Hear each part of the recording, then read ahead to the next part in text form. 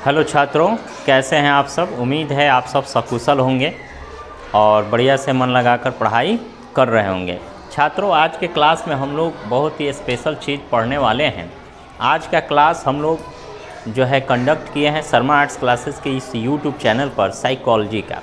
और साइकोलॉजी का जो बच्चों की मांग पर हमने यह जो वीडियो बनाया है, पिछले एक और अल्फ्रेड बीने के ऊपर हमने बनाया कि बुद्धि का जो अल्फ्रेड बीने ने कौन से सिद्धांत दिए जिसमें बुद्धि लब्धि क्या है, बुद्धि लब्धि कैसे निकाला जाता है, वह हमने बताया था। उस वीडियो को आप ज़रूर देखें, ठीक है।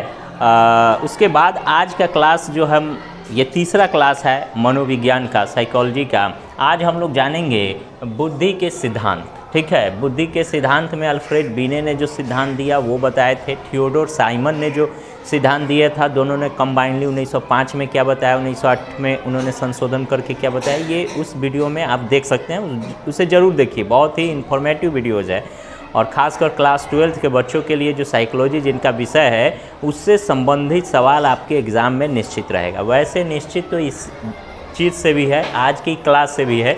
आइए देखते हैं बुद्धि के सिद्धांत को लेकर के अलग अलग विद्वानों ने, बहुत सारे मनोवैज्ञानिकों ने कई सिद्धांत दिए हैं। जैसे अल्फ्रेड बीने का हो गया, थियोडोर साइमन का हो गया, चार्ल्स स्पीयरमैन का है, त्रिचापीय सिद्धांत है, एक कारक सिद्धांत है, द्विकारक सिद्धांत है, और भी बहुत सारे सिद्धांत है बुद्धि को लेकर के, जो अलग अलग विद्वानों ने बुद्धि का अलग अलग प्रकार, अलग अलग सिद्धांत, अलग अलग तरह के उसके टाइप्स, विविधता, सब के बारे में बताया है।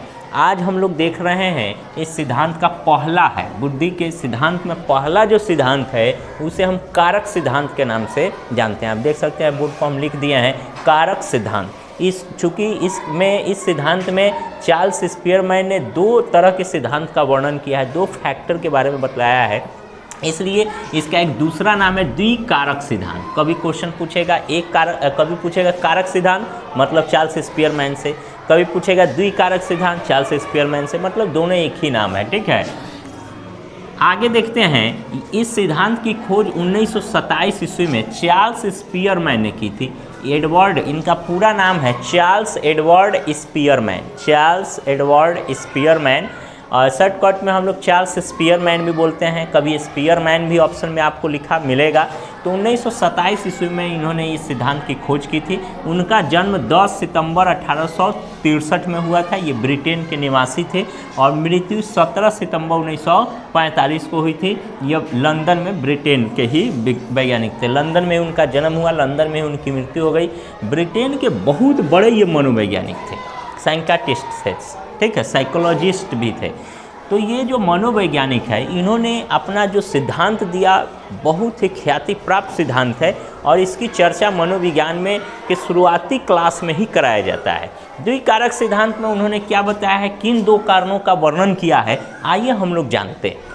सबसे पहले चार्ल्स स्पीयरमैन ने 1927 में एक सिद्धांत दिया जिसको हम द्विकारक सिद्धांत या कारक सिद्धांत के नाम से जानते हैं। इसमें उन्होंने दो सिद्धांत दिए थे। वो दो सिद्धांत कौन कौन से हैं? एक पहला है सामान्य कारक, सामान्य कारक, पहला है सामान्य कारक, ठीक है। इसको हम लोग जनरल फैक्टर भी बोलते हैं, यानी जी फैक्टर, इसको क्या बोला गया है, जी फैक्टर। और दूसरा जो कारक है वो है विशिष्ट कारक, विशिष्ट कारक, ठीक है। इसको विशिष्ट कारक को हम लोग इंग्लिश में स्पेशल फैक्टर बोलते हैं, इसलिए एस से डिनोट किया गया है, स्पेशल फैक्टर, ठीक है। चलिए समझिए ध्यान से, स्पेशल फैक्टर और जी फैक्टर क्या है। सामान्य कारक में सा शब्द और विशिष्ट कारक में वी शब्द लेकर के सा कारक, इसी का नाम है सा कारक, सा कारक मतलब जी फैक्टर, और वी कारक मतलब विशिष्ट कारक, एस फैक्टर, ठीक है। यह दोनों में अंतर क्या है? तो उन्होंने बताया है कि बुद्धि के आधार पर मनुष्य में काफ़ी विभिन्नता है। ये दुनिया में जितने भी मनुष्य हैं कई कोटि में बटे हुए हैं, कई भागों में बटे हुए हैं, इनमें बहुत सारी विभिन्नता है। बुद्धि के आधार पर सभी मनुष्य एक समान नहीं है, कोई किसी के पास कम बुद्धि है, किसी के पास ज़्यादा है, किसके पास कितना है, ये जो है बुद्धि मापन के आधार पर तय होता है, जो 1905 ईस्वी में अल्फ्रेड बीने और थियोडोर साइमन ने तय किया था। लेकिन उन्होंने बताया है कि उन्होंने तो 7 कोटि में बांटा था कि आईक्यू जो है, इंटेलिजेंस कोसेंट 7 प्रकार के होते हैं, अति श्रेष्ठ, श्रेष्ठ, प्रतिभाशाली, उच्च, औसत, औसत, निम्न औसत, सीमावर्ती और असत। सबकी IQ लेवल अलग अलग बताई थी, लेकिन इसमें जो है उन्होंने उस तरह के 7 भागों में नहीं बांटा है। उनको कोई बुद्धि मापन का कोई मतलब क्वेश्चन निकालने का कोई गणितीय मेथड भी नहीं दिया है। इन्होंने सीधा, ये चार्ल्स स्पीयरमैन ने सीधा अपने सिद्धांत में ये बताते हैं कि जितने भी मनुष्य हैं उनको केवल और केवल 2 भागों में हम बांट सकते हैं। एक जनरल व्यक्ति, सामान्य व्यक्ति, जिनके अंदर सा कारक होता है। कुछ विशिष्ट लोग होते हैं, विशेष क्षेत्रों में ख्याति प्राप्त होते हैं, उन्हें विशिष्ट कारक, जिन्हें हम एस फैक्टर कहते हैं। ठीक है, सा कारक का मतलब होता है वैसे व्यक्ति, ठीक है, जिनके अंदर हर तरह के चीज़ों की आवश्यकता सामान्य रूप से होती है। वो गाते भी हैं सामान्य रूप से, पढ़ाई लिखाई, बोल चाल, हल्का फल्का बुद्धि का जो भी काम लेना हो, मतलब ज़रूरत भर हर चीज़ उनके अंदर अवेलेबल होती है। ये सब लोगों के पास होता है। तो वैसे सारे व्यक्ति सामान्य कारक कहलाते हैं, उनके अंदर जी फैक्टर काम करता है।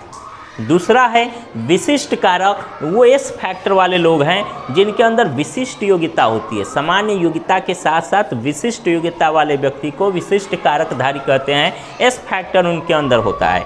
वो कौन लोग होते हैं? जैसे गाने के लिए तो सब कोई गाता है, लेकिन उसी में जो सुर, ताल, लय की अच्छी समझ विकसित कर लेता है वो प्रोफेशनल और अच्छा गायकर हो जाता है, श्रेष्ठ गायन करने लगता है। तो वैसे व्यक्ति को हम विशिष्ट कारक बुद्धि वाला कह सकते हैं। ठीक है, जैसे खिलाड़ी है, खेलता सब कोई है, लेकिन उसी में जो विशिष्ट रूप से खेलता है, खेल को एक प्रोफेशनल तरीके से, एक विशेष स्पेशल रूप से खेलता है, तो उसको व्यक्ति को हम विशिष्ट कारक वाला व्यक्ति कहते हैं। जैसे श्रेष्ठ खिलाड़ी है, श्रेष्ठ गायकर है, श्रेष्ठ नृत्यांगना, नर्तक है, तो वो सारे लोग विशिष्ट कैटेगरी में आते हैं। और बाकी सारे लोग जो सामान्य रूप से किसी काम को करते हैं, पढ़ाई लिखाई, बोलचाल, संगीत, खेल, ये सारी चीज़ें सामान्य रूप से करते हैं, विशिष्ट रूप से नहीं करते हैं, वैसे व्यक्ति को सामान्य कारक यानी जी फैक्टर कहते हैं। अर्थात चार्ल्स स्पीयरमैन ने बुद्धि के सिद्धांत को 2 भागों में बांटा, सामान्य कारक और द्विकारक। सामान्य कारक को सा कारक कहते हैं जो सामान्य है,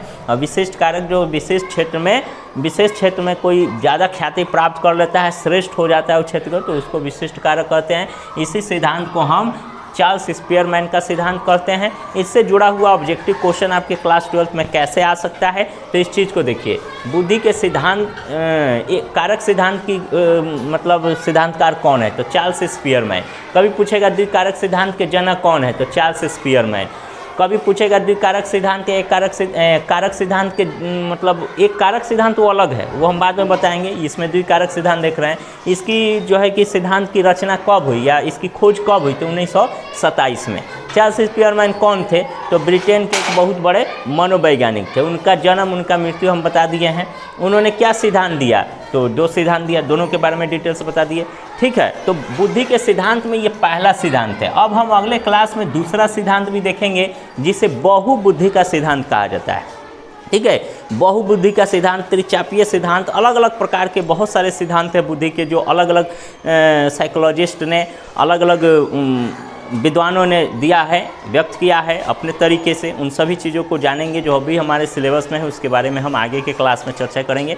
आज के लिए इतना ही रहने देते हैं। वीडियो यदि आपको अच्छा लगा हो तो लाइक, शेयर, कमेंट जरूर करें, और चैनल पर यदि आप नए हैं तो चैनल को जरूर सब्सक्राइब करें। इतना कहते हुए हम अपनी बातों को समाप्त करते हैं। जय हिंद छात्रों।